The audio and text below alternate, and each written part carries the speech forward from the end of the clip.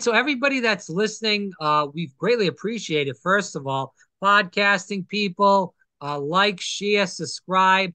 People that are listening to us on any other platform, well, whether it's radio or I don't know where else you could listen. I know we are on rather some radio stations. I appreciate those people also. Definitely tell your friends and family the radio station and time you're listening to us at, so they can keep listening too and join in on our conversation. We do some call-in shows from time to time, so we're looking forward to do more of those. We have a great guest on today. Health is a big part of my life, as the people listening know this, because we've brought on many doctors talking about the past 3 years and even health issues in general. We're gonna have a special guest on today. She's wrote a book. It's called The Power of Five. It's a kitchen cookbook. It's a guide to healthy eating.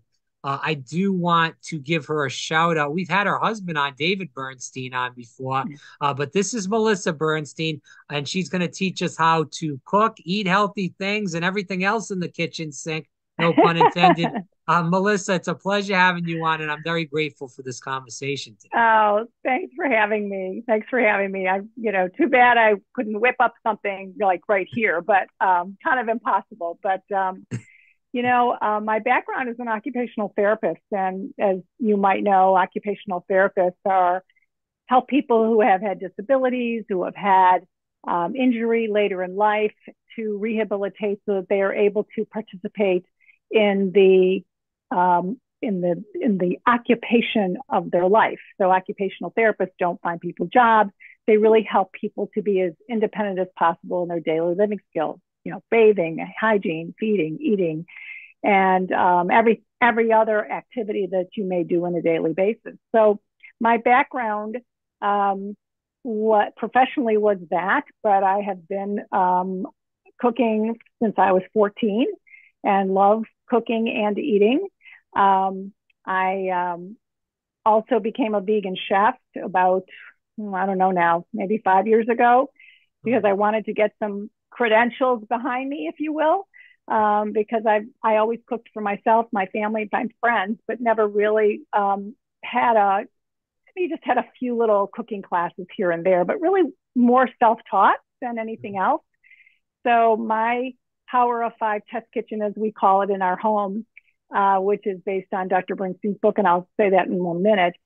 It's my laboratory. It's my laboratory to test recipes and to have fun cooking, and it's kind of cathartic for me and very. I kind of get into a zen when I cook, so I really do enjoy it. But the Power of Five test kitchen in this cookbook sprouted from Dr. Bernstein's book, The Power of Five, which is the ultimate formula for longevity and remaining youthful. And that book, if people, your listeners, were on when Dr. Bernstein was on, it's all about the 5 things and the 5 S's that you can do to have a longer and healthier life, and helping to reduce disease and helping to have longevity. And do you remember what those 5 things are, Rob? I'm going to test you. Oh man, you put What are me the on the five hot S's? spot. What are the Uh, 5 S's? You I remember? know one is sleep for sure. Yes, we need more I don't sleep. think you can go wrong with that. But other than We that, need, I'm brain dead. okay, we need more sleep. We need more exercise or sweat. Okay. We need more sex, which is socialization and connection with people. And the other two are what we need less of is we need less sweets or, sugar and things that are not good for you. And also we need less stress. So those are the 5 S's. And the sweat S is where I come in. And the second part of his book is all about putting healthy eating to practice. And so we did some sample recipes for people. And then that's when I really started developing and pulling together all of my years of cooking and eating and learning and put the cookbook together. And the cookbook really is about not necessarily, it's not only the recipes, we have 101 recipes in there. And they're broken out nicely, and every chapter has an introduction about that particular chapter. but there's also a lot of front matter and back information and resources to help people feel comfortable in the kitchen, to help them understand what is healthy eating, what should I be eating, what are spices that I should put in my food that are healthy for me. You know, I even have a section for the four-legged friends in our families. My children, who all have furry animals, they all said to me, Mom, you've got to you've got to make some healthy recipes for our dogs. So the last chapter actually is dedicated to my furry grandsons and friends. And I have recipes that I developed for animals because they are part of your family and they need to eat healthy as well. So that's kind of a really broad summary. Yeah, and I want to kick a lot of things around. We're just tipping the Okay. we're just hitting the iceberg right now, but as far as that tip, but let's, kick this around a little bit, Melissa, because I know when I had your husband on, Dr. Bernstein, and people that want to listen to that conversation, definitely look back in the archives and definitely check it out. Great conversation. We talked about many different things in healthcare for Yeah. that matter. And Yeah. obviously his book. But regardless of that, let's talk about this because I know he kind of is for probably what I'm going to say. Healthcare has changed a lot, Yes. especially through the past 3 years. With that said, a lot of doctors, and I've went through this personally myself, do try to Yeah. push prescriptions on people instead of saying, hey, do you work out? What do Right. you eat? Do you eat a Right. healthy, balanced diet? How much Right. sleep do you get? Right. It's basically going down the list that you Right. just said about Dr. Bernstein's list. Right. Right. So these doctors are not doing this. So I guess I'm trying to frame it in this way. He was right, and all these doctors are pretty much wrong. And with Well, that, do you think that it's more of the way healthcare is taken this change that? And I told him this, you go in these doctors' office, you're in there for like 5 minutes, you're looking at the I computer know. half the I time, know. I and, know. I and know. you're out. Here's our philosophy. Bottom line, it takes intention to do the things for yourself, Mhm. to incorporate the power of five, getting more sleep, getting healthier eating, learning some cooking strategies. All of those things take intention, and it's up to us. I mean, it's our body, and it's up to us to advocate for ourselves. And when we go to a doctor's office, that for whatever reason, if it's an annual checkup or if it's for some particular reason, we have to advocate for ourselves. And if you're not getting the kind of information that you need from your doctor, then seek information from other sources, from another doctor or other. There's so many people out there that are nutritionists and Right. behavioralists and people who help with sleep disorders. I mean, there's so many ancillary services, if you will, that can help to kind of put together what it is that you need. But you have to be able to understand what it is that you need for yourself. So, for eating, it's really important to understand what kind of eating lifestyle you have. Do you eat a standard American diet, which is, the sad, I call it it's called the sad diet, which it is a sad diet because it's junk food, it's meat, it's red meat, it's things that are really not good for you. It's, processed food. It's, things that are not made healthily. And, you know, my thing is that you really need to eat clean. You need to eat healthy and clean. And that means that you don't have foods with additives in them. You don't have things with preservatives in them.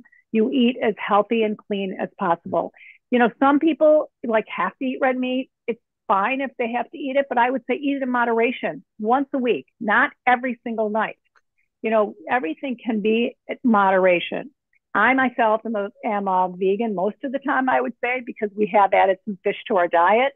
So, but if you look at the best diet that has been written about and studied for the last 5 years by U.S. News and World Report, the Mediterranean lifestyle is the number one lifestyle that is recommended on many, many, many, many levels for cardiac health.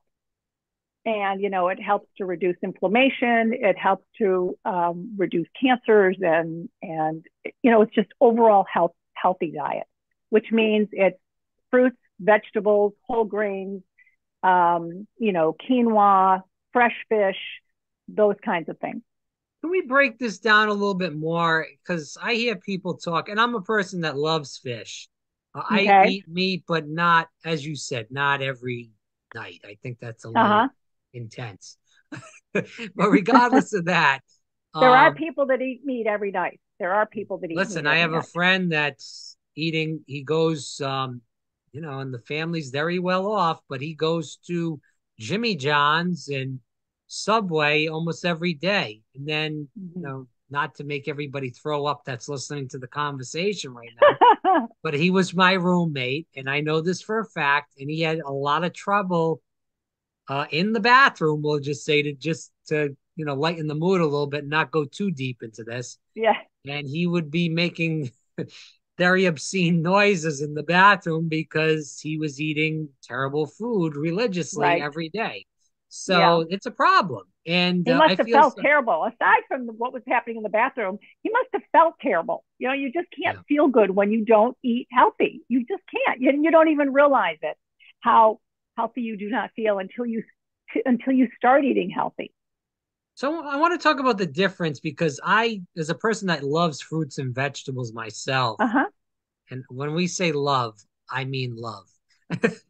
Not as much as me. I don't know. Okay, well, I'm sure you probably got a one up on me, but regardless, I've never met a vegetable or fruit I didn't like. How about that? okay, fair enough. But when we see here the vegetarian and vegan, what Yeah. are the differences? Because I eat fish and I eat very little meat. Obviously, I wouldn't say I'm probably not a vegan because I'm eating some meat, Yeah. not all the time, but still. So what are the Yes. So, differences between those okay. two? Go ahead. Yeah, and actually, in my cookbook, I have a whole list of every single type of eating style that there is. So let's just start with vegetarian. Vegetarian, there's several types of vegetarians. Vegetarians, some are ovo-lactam, which means that they eat dairy and eggs. Okay, so they don't eat meat, they don't eat fish, they don't eat red meat, but they do eat dairy products. So that's a ovo-lactam vegetarian. Then there is a vegetarian that it just eats strictly fresh fruits, vegetables, that does may eat eggs but doesn't eat dairy. We've got a lot of variety here. So Mm. someone who eats fish, my vegetarian base and eats fish, is called a pescatarian. Okay. So you sound a little bit more like a pescatarian to me. I'm not sure. A I'm vegan, still following you. It's starting to get tougher with all these okay. words, but Okay, so the next one is vegan. Okay, so a vegan is a plant-based diet. So we eat fresh fruits, fresh vegetables, whole grains, Mhm. whole like nuts and fruits and legumes. Those are the types of things that we eat in our diet. Okay. So the next question probably is, which I get all the time, how do you get your protein, right? Mm.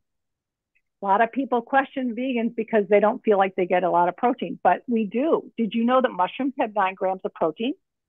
No, I didn't Did know you that. know that vegetables have protein? Yes, So I did. combination of vegetables, quinoa has 9 grams of protein. So you have to do a combination of foods that give you a lot of protein in your Okay, meals but and are on you a still daily eating basis. carbs? Sorry to interrupt you. You're still eating carbs. Very good. No, you are absolutely right. So that balance with leafy green vegetables, whole grains has to be, if you are sensitive to having a lot of carbohydrates, then you have to have more of the fresh vegetables and less of the carbohydrates. So I have a very fast metabolism. So someone like me that's listening in, they're Mm-hmm. thinking like, listen, like again, I love vegetables. I don't eat the crap like you said in the store with all the Yeah. processed food. Very, Yeah. very minimal of that.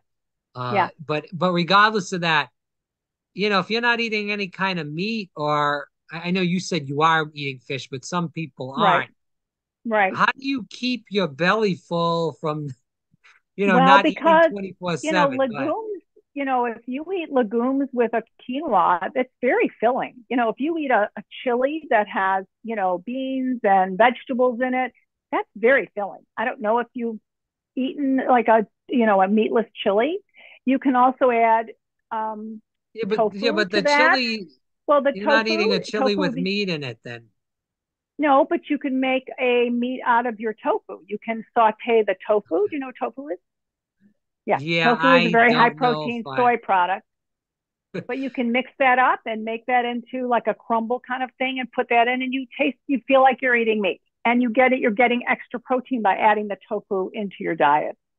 So that's another source of protein for vegans is tofu.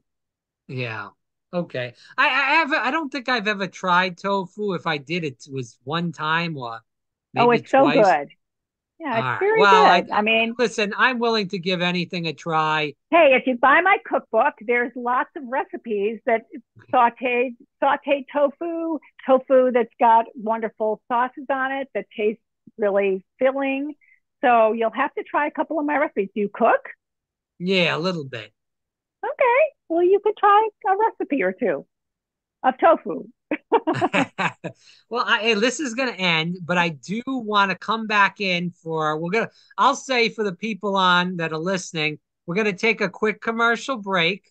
We're going to break and then we're going to come back in here and finish up this segment with Melissa Bernstein in just a moment. We got a couple more questions for her, and I wanted to go a little bit more in depth into the book before we call it quits for today. So, with Okay. that, we'll take a quick commercial break.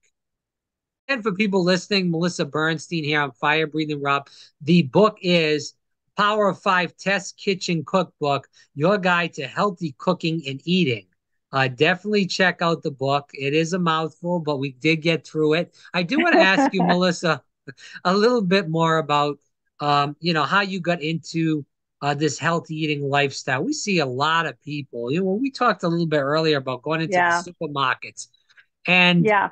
a lot of people just jump into all the gobbledygook in the supermarkets and buy all the Yeah. junky food instead of buying that freshly grown food, regardless if it's organic or not. I know we do try to push a little Right. bit to the organic side because it is less pesticides. Excuse me, but when did you get into kind of the healthy eating Well, lifestyle? I have to admit I was a very chubby child. Okay. And so I always enjoyed eating when I was younger. But when I got into high school and later, and definitely when I went to college, I said, this is enough. And I wasn't like heavy, like obese, but I was definitely a heavier. In Jewish, we call it zaftig.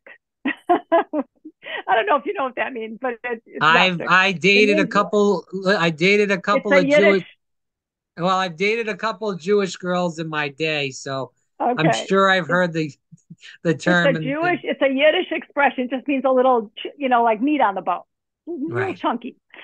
So when I got to college, I started running. That was Okay. one thing. So I increased my exercise and I started running and go to exercise class.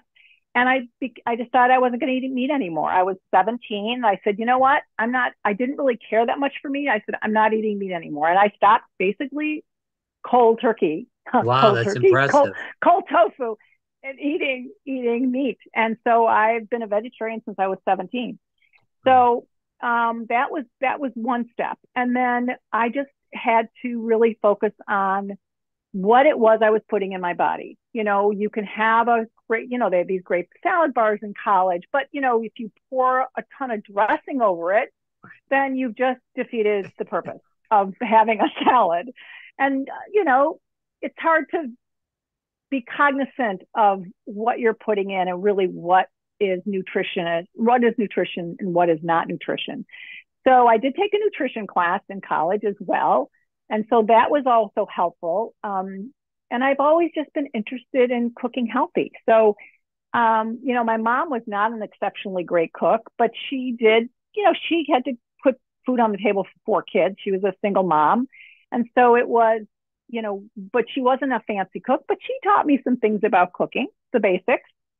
And so I guess hand in hand was the healthy eating and being a vegetarian and exercise were my two kind of um, two things that really kept me focused on my health.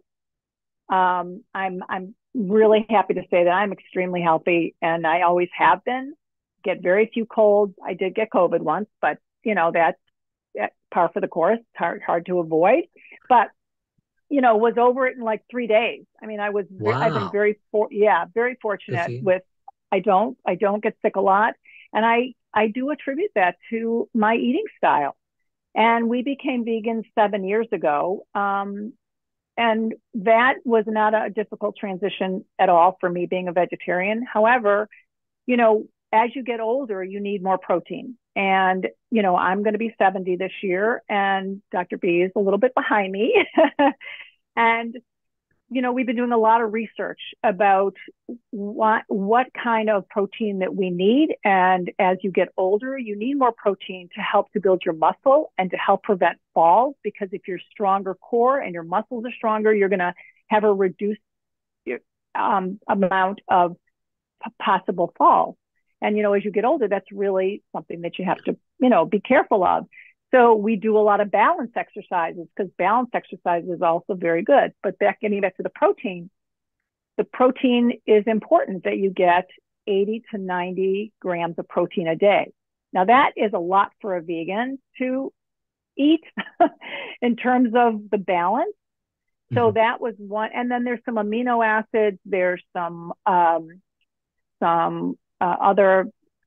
other vitamins and minerals that we feel like we are missing. So that's why we did start adding fish back into our diet. And not like once a week, maybe. I mean, I don't even know if it's once a week at this point, but a couple times a month. And it does Mhm. help to boost. And we also do eat protein shakes, which are plant-based protein shakes, which adds another 20 grams a day, which are, made with either vegetables or fruit, depending on the kind of shake I make. Because I like to make them from scratch. And then I just added protein powder, which is a plant-based protein powder with no additives or chemicals in it. And that boosts, that helps to boost I usually don't make it to 100, I'm usually around it, but I can feel a difference. It's Uh-huh. interesting because I can feel a difference. We go to a trainer twice a week. We both do. And that has helped to build muscle for us. And again, as you get older, you have to, make sure your core is strong, your muscles are strong, your balance is good, because you don't want to sustain a fall. You've done a lot of research on this book. Obviously, you've been cooking for a long time. What would you tell people that want to eat healthy? We've talked about the lifestyles as far as that goes, but what certain types of vegetables and fruits would you push them more towards as far as Well, maybe others? Go ahead. I think first of all, it's baby steps. People should not get a hatchet and say, okay, I'm going to eat every single vegetable there is. They have to look at what their food inventory. What do they like? I mean, that's like where I'd Yeah. start. Make a list of the vegetables you like. Make a list of the vegetables you don't like, and put those aside, because you don't want to cook with those kind of vegetables if you don't like them. So focus on the things that you like, and evaluate, what types of protein you like. Do you like fish? Do you like grilled chicken? Do you like tofu? Do you love meat, or do you like meat? And what kind of meat? And can you lower the meat capability? Can you lower that and raise up some other part of your eating? So I think that's where it has to start. People have to analyze what it is that they like. And then in the cookbook, I break out like what percentage of your day should be vegetables, and what percent should be, um, fruits, and what percentage should be legumes, and what should be um, fiber. So they get a sense of what they need how they need to gauge their meals. And then the recipes, there's some simple recipes in it. Don't take the hardest recipe. I mean, I don't have a lot of hard recipes. There's just one complicated. It's not hard, but it just does take a long time, because there's a lot of different steps. But pick something in the cookbook, start small. Make a quesadilla. I mean, that is so easy to make. You can make a vegetable quesadilla. You buy the low carb. That's what I love. These low carb tortillas. You can load them up with fresh sauteed vegetables, mushrooms and onions and kale if you like kale. Some people do, some people don't. Spinach. See, those are all things that have antioxidants, anti-inflammatories, and I talk a lot about that in the book of what makes up a vegetable and why vegetables are good for you. And so, a quesadilla is like easy. You could make anyone can make a quesadilla and feel like they're getting a healthy meal. And if they have children, they can get their children involved in cooking with them and help to have healthy habits for their children so their children can gain healthy habits with eating. So, Melissa, who do you feel like this book is written more for? A certain age group, or No, it anybody really can kind isn't. of? 16 and above. I just say start at 16. Anybody, I started cooking at 14. So Right. I would have loved a book like this when I was younger because it would have really helped me a lot with understanding about my eating lifestyle, what I liked, how to cook. There's a lot of in the back. It's, there's measurements, there's substitutes. Every recipe is my recipes are mostly plant-based. However, there's a section in the bottom that says Melissa's Modifications.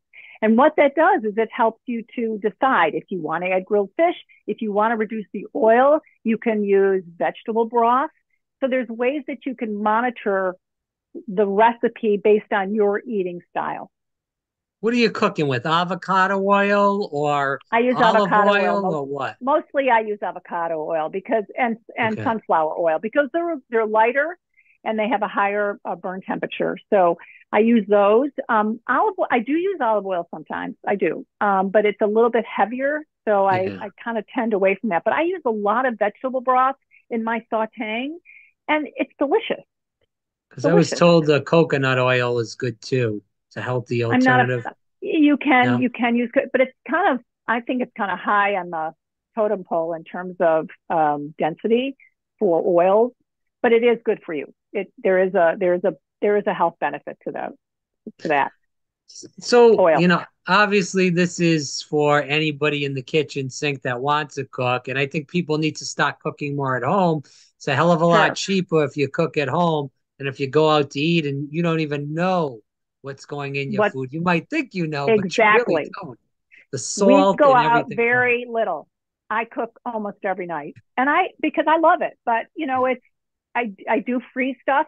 Another thing is bulk cooking. I do that on the weekend, so I'll make 3 or 4 things, put them in the freezer, and we'll have food for the whole week or even 2 weeks because I just like to sometimes get it over with. If I have a busy week and I don't have time to cook in the evening, it's really perfect to pull something out. But you're right about you do not know what's in the food when people are cooking outside of your house, but when you're cooking in your home that what you put in your food. Massive amounts of salt, and God knows again what else is in there.